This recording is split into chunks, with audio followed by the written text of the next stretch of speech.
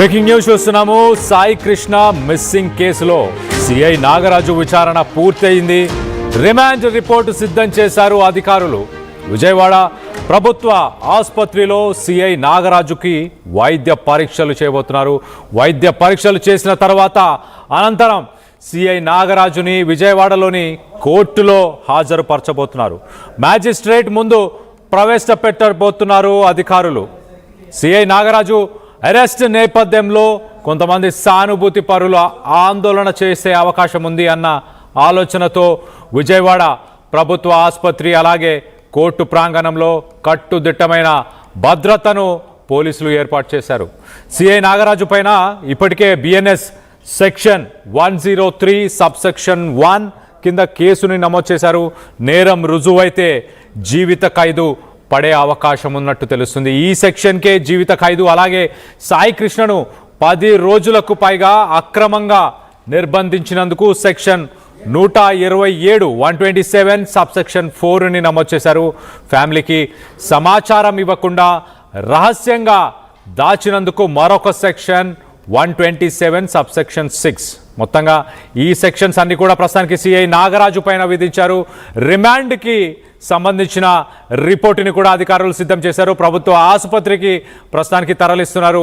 ఆసుపత్రిలో వైద్య పరీక్షలు ముగిసిన తర్వాత మ్యాజిస్ట్రేట్ ముందు ప్రవేశపెట్టబోతున్నట్టు తెలుస్తుంది. దీనికి సంబంధించి మరింత అప్డేట్ కూడా తీసుకునే ప్రయత్నం చేద్దాం. ఏపీ నుంచి మా ఇన్పుట్ ఎడిటర్ కృష్ణమోహన్ అందుబాటులో ఉన్నారు. కృష్ణమోహన్తో మాట్లాడి తెలుసుకునే ప్రయత్నం చేద్దాం. కృష్ణమోహన్, చెప్పండి, ప్రస్తుతానికి హాస్పిటల్కి తరలిస్తున్నారా? అలాగే what is the latest update?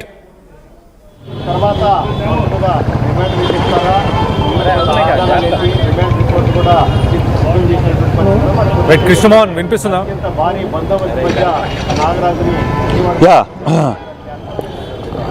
ప్రస్తుతానికి హాస్పిటల్కి తరలిస్తున్నారా? ప్రస్తుతానికి సిఐ నాగరాజు ఎక్కడున్నాడు and what is the latest update on the case?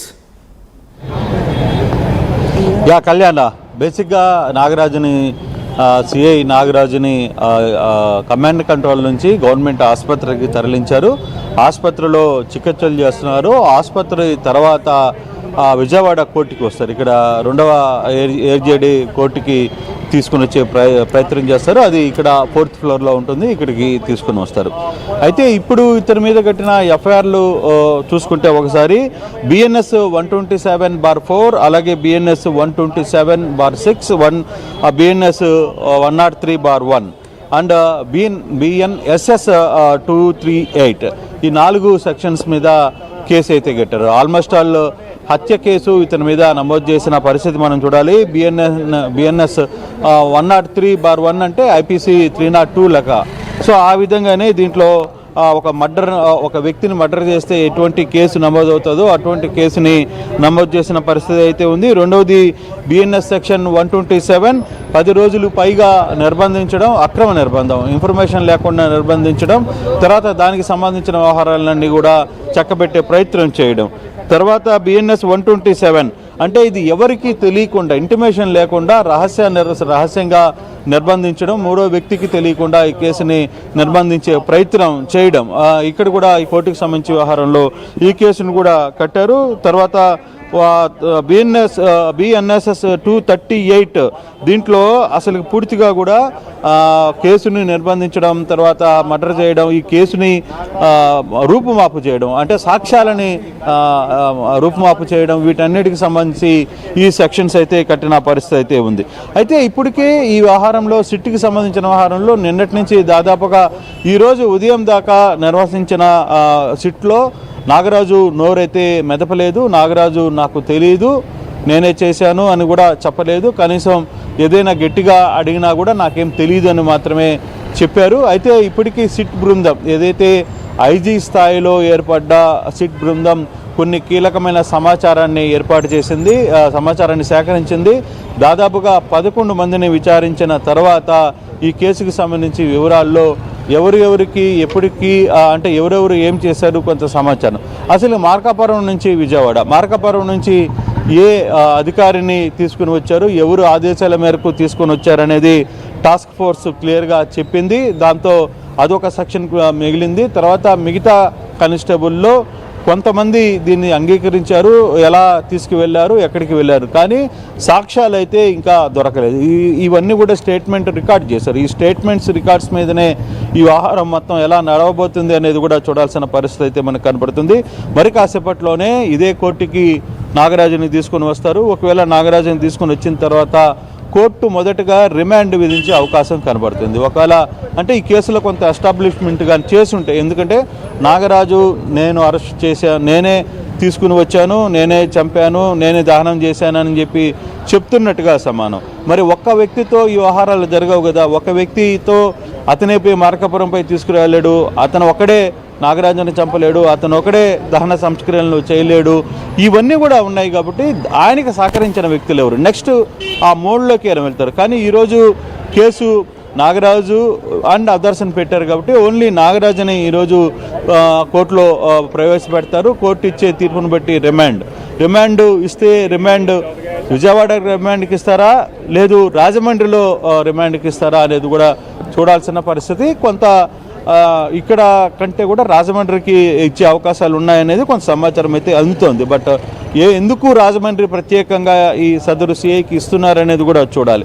అయితే మొత్తం మీద ఈ కేసుకి ఇంకా జడ్జి ముందుకు రాలేదు కాబట్టి ఈ వ్యవహారంలో నిన్నటి నుంచి 3 రోజుల పాటు సిట్టు చేసిన హడావిడి లేదు, సిట్టుని కొంత చేసిన కొంత ఎంక్వైరీ కూడా కొంత స్ట్రాంగ్ ఎవిడెన్స్ అయితే ఉంది. బట్ ఇప్పటి వరకు తీసుకెళ్లిన వ్యక్తి ఎవరైతే నాగరాజు చనిపోయిన తర్వాత నాగరాజు శవాన్ని ఆర్టీసీ బస్ స్టాండ్కి ఎవరు తీసుకెళ్లారు, ఏ ప్రాంతంలో తీసుకెళ్లారు, ఏ ప్లాట్ఫామ్ మీద పెట్టారు. ఆ రోజు మనకి ఆర్టీవీకి అందిన ఎక్స్క్లూజివ్ రిపోర్ట్లో 43, 44లో 2 శవాలని గుర్తించారు పోలీసులు. ఆ 2 శవాలని తొలగించాలని కృష్ణాలంక పోలీసులే ఏకంగా మున్సిపాలిటీకి లేఖ రాయడం, ఆ లేఖలో 2 శవాలని తీసుకువెళ్ళి స్వర్గసీమలో పెట్టడం, దాంట్లో రికార్డులో మాత్రం ఒకటే పెట్టడం, ఇంకొకటి శవం ఎక్కడ, ఆ శవం కనపడలా. కానీ ఈ రెండింటిని మాత్రం లోపలికి తీసుకుని వచ్చారు. ఈ 2 శవాలకు సంబంధించిన